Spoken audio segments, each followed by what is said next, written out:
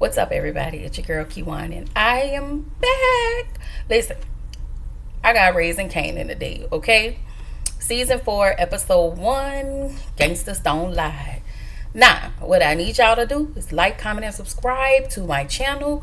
Click the notification bell button so you can be updated on every video that I drop, okay?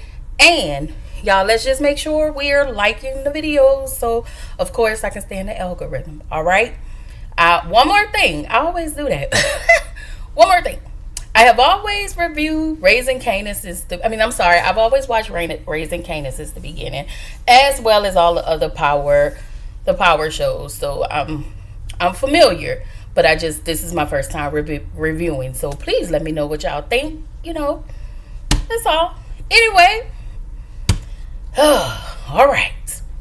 So the season premiere picks up when Kanan unalive Ronnie Raggedy X, and then Rock unalive Detective Howard. Y'all remember that? And then we found out that Unique was still alive. Y'all remember he walked up and we saw, So apparently, I want to say Kanan and Rock set that up, but I guess we'll find out along the way. So it's 3 months earlier. We need to know the whole story according to Kanan. We need to know the whole story. So we see Unique waking up from, remember when Ronnie beat him with that bat? And we thought he was out of here. But he was really discombobulated, y'all, and he was trying to walk. He can barely walk. He actually made it to a payphone and he called Early. And he asked Early, I'm effed up and I need a doctor.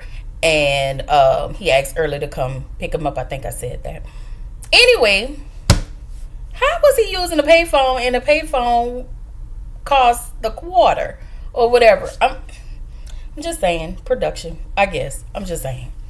So, of course, Early arrives and take him to get medical attention at a vet. I was like, wait, what? I guess. So, y'all remember, Famous was at the bar ratting and rapping, okay? At what's his name? At Lou's bar, and the white lady, I forgot her name, y'all. He was snitching and rapping, talking about the streets need a body. Y'all remember that song? I was like, my Lord. So, we see Lou and Juke talking. He apologizes to Juke for missing her audition. So Juke was like, it's cool. He was like, nah, because I'm always letting you down, yada, yada, yada. So Juke was like, it is what it is.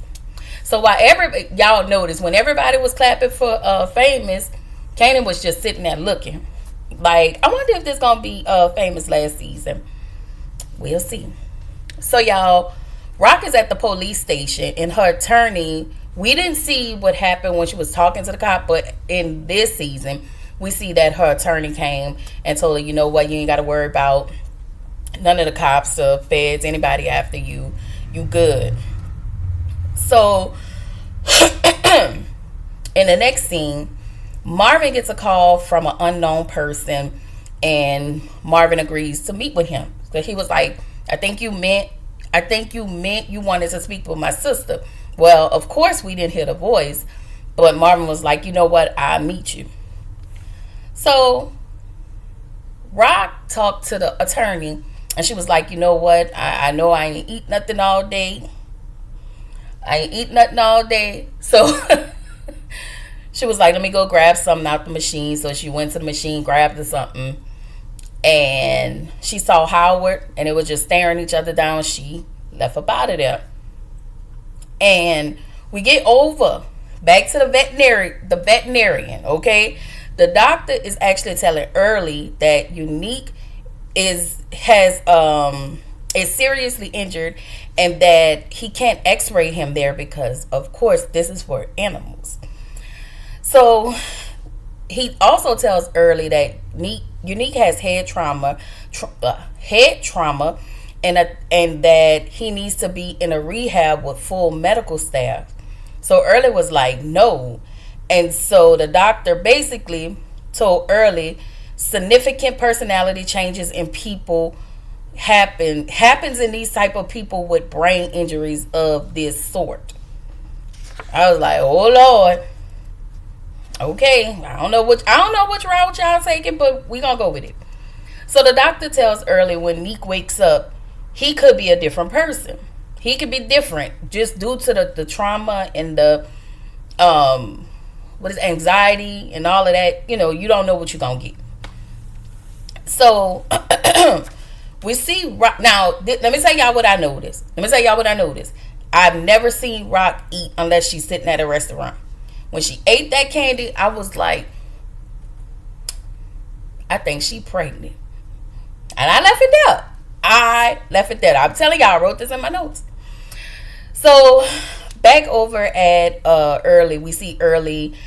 They left the vet and he take them back to his place, and we hear Unique talking in his sleep, and I think he was talking about Rock and talking about tell her I love her. I really couldn't understand, but really was. He had been incoherent most of the time.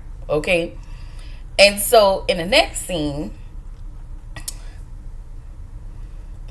Mommy Dearest is in the bathroom throwing up. I told y'all Rock was pregnant. She all over baby Unique. Okay. Anyway, so Marvin goes to the person who called, and of course we didn't know it was Stefano. So they really just chopping it up, and he was telling Mari, I appreciate what you did for me, because y'all know Marvin unalived. I want to say it was somebody for Stefano or whatever. And I didn't realize, and maybe I don't remember, that this was Marvin's first time seeing Stefano in person. I really thought he saw him before, but I guess Rock was the only one that was meeting him.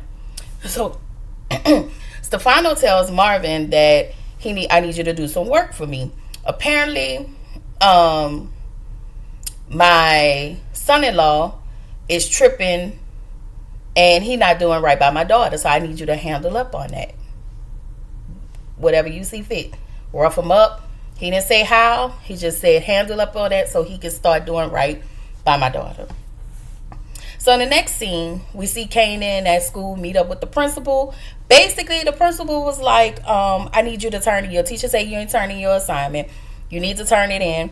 If you don't turn it in, then it will keep you in violation. And y'all know the social worker was there last season, and so we don't want Kanan. Well, Rock ain't gonna let nobody say Kanan from her. But at this point, Kanan just want to do what he want to do anyway. Y'all know he got on my nerves. So Rock is at the doctor. She finds out for sure that she's pregnant. So back over at Early's place, the doctor is over there. So the doctor tells him that you need to see a professional. And so I guess they don't do that because there's too many questions, yada yada yada, and of course that stuff costs money. So I guess. So Kanan goes to Howard because y'all know he got to write that paper about grandparents. And Kanan didn't want to do it because he wanted to write it on what he wanted to write on. And the principal was like, no, you write what they tell you to write. Point blank in a period. So Kanan goes to Howard, asks Howard, can he write about his family? Howard was like, no. Now, he goes to everybody except for Rock because y'all know he's still pissed off at Rock. Now, Howard tells him, this is not smart. This is not a smart move. What if you do this paper, people start to find out that you're a cop's kid? That ain't gonna look right. And then, not only that, they find out that, I forgot his name, but homeboy ain't his daddy. So he was like, nah, that's not a good idea. But Howard still wants to build a relationship with Kanan. He was like, I still want to connect with you. I just can't allow you to write about my family. So anyway, Juke is at dinner with Aisha and her family. And Aisha, mama and daddy, just asking her questions about college. What she doing after college? It was just, what her mom do, what her dad do. It was just a whole barrage of questions. And it was just like, girl, okay, mind y'all business. Anyway, I like Juke. So Marvin, he been staking out, what's his name? The son-in-law, okay? And the first stakeout he saw, he saw Stefan. I'm sorry, he saw the son-in-law just bring a random chick from out the club in a car, and he got the lady, yada yada yada. I was like, this is so disrespectful, but whatever. So we get, I guess Rock scheduled her appointment, and we know. Oh no! Back at the doctor's office, she's ready to schedule her term. I won't say the whole thing. We're just gonna call it a term. And she tells the doctor she wants a term. The doctor was like, okay, have you told the father? She was like, no, he's dead. And so he feels like she needs to talk to somebody, because not only is, did I say the word? Not only is the father unalive, but she's wanting to terminate. So I guess they feel like it's some emotional stuff there, and she really probably should talk to somebody. Whatever. And this would be on her follow-up visit. So Unique gets up, and he goes into the living room, and he tells what's his name, Early, like, I need to use your car because I need to go tell Pernessa and Jerome that he's still alive, and he's still disoriented. Like, you can't even stand up, but you want to go use this man's car. Like, no, lay there. So Kanan goes over to his grandmother's house to complete his assignment. Apparently, the grandfather was a busy dude. He had many jobs. He didn't like the grandmother. But she tells her version of the story about her grandfather. She said, because if you listen to your mama and your uncles, they'll tell you their version. She said, I'm not saying one is right or wrong. I'm just telling you my experience with him. So that's what they do. So Marvin and his snake still staking in that car. And at this point, he's at Tommaso. Is it Tommaso house? And he's outside with his homeboys. So, what's his name? Marvin get out the car, and they was like, you in the wrong place. What you looking for? They were just talking cash money-ish, okay? And so they tell him to leave before we make you taste the ground. So Marvin was like, bet. And he left. He got in his car and left. So, they was using racial slurs, yada, yada, yada. Y'all know how that go. So Rock is back at her appointment. So, back at her term appointment, the RN comes in to prep her, and Rock was like, "Listen, this ain't my first rodeo," and so she was like, "Well, we don't have it in your documentation, in your medical records." So Rock was like, "This was done off the books," and she had that done when she was younger. So basically, she went to somebody, a backdoor person, to do a turn for her. That's it. I'm surprised she can still have babies, but because a lot of times stuff go wrong, hemorrhaging and all of that stuff. Just stuff go wrong. Okay, I ain't no doctor, no medical professional, but I'm just saying things happen. So she actually called Juke to pick her up, and y'all know that her and Juke got a good relationship. So she tells Juke that, Neek was the baby daddy. And Juke is shocked. But she also asked Juke, like, hey, I need you to take this to your grave. And we know, once you tell Juke something, she ain't going to say nothing. So she was like, all right, bet, I got you. So Juke asked Rock, did you love him? And she said she thinks she could have. And I don't know, it was something about their chemistry to me that was like, they could have made a cute thing, They yeah. All right. That's all I'm gonna say.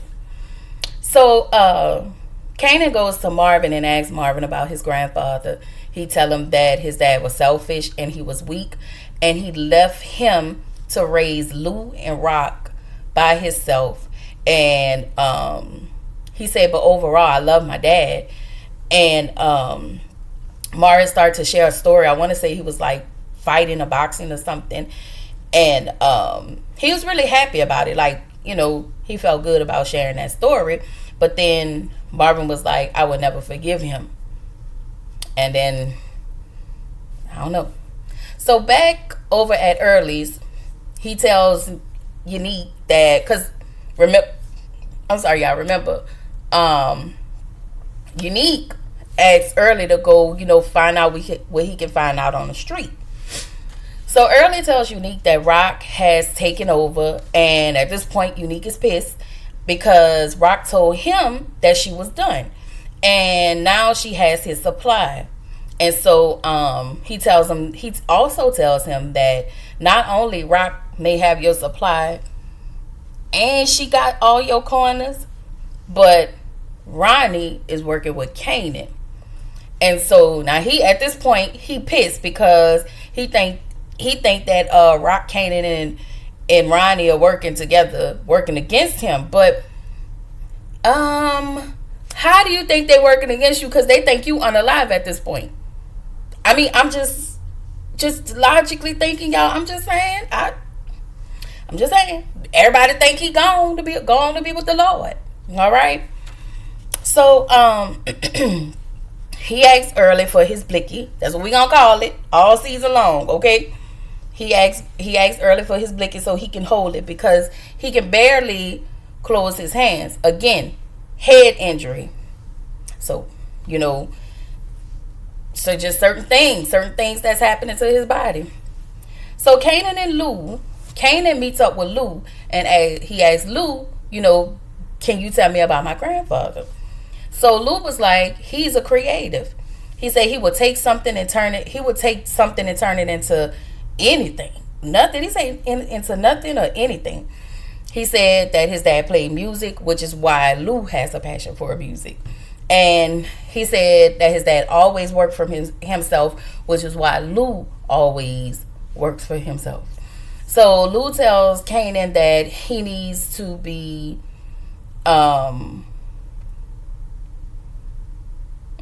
what did I write? Oh, he said he used to be mad at his dad for leaving, but now he understands him better now, so he understands why his dad left. So everybody got a different, kind of the same experience, but a different experience with their dad. I wish I could hear Raquel's story, but of course, Kanan's too stubborn. So anyway, Marvin, y'all know he's still following Tommaso, and he gets into, I guess Tommaso was in a gym room or whatever.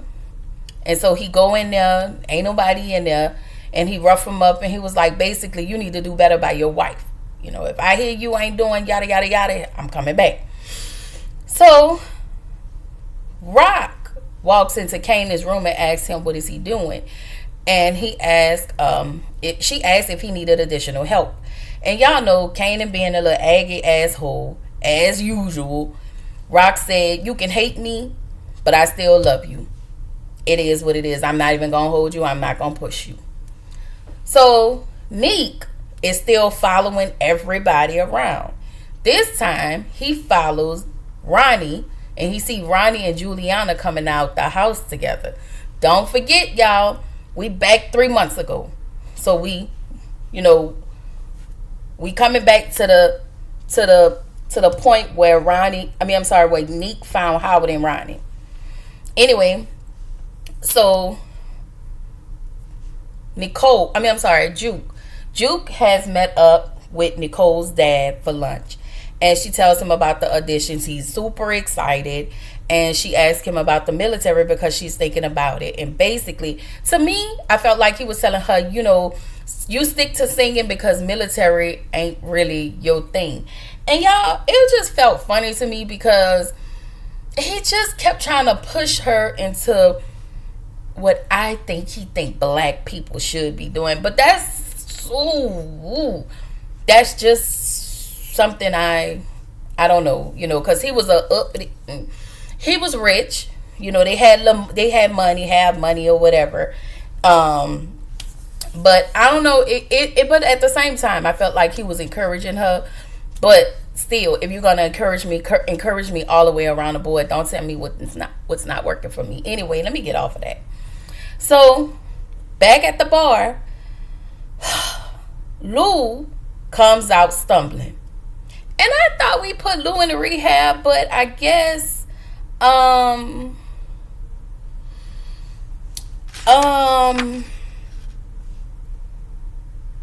don't know. No. Oh, I'm sorry. I've jumped ahead. My bad. So Lou is in the bar, and I guess he's just prepping for tonight and getting stuff ready or whatever. And Jessica dumbass show up. Y'all remember Jessica was the one who left him to go pursue. And I ain't mad at her for pursuing her career in California, but she left. Jessica is famous sister. So anyway,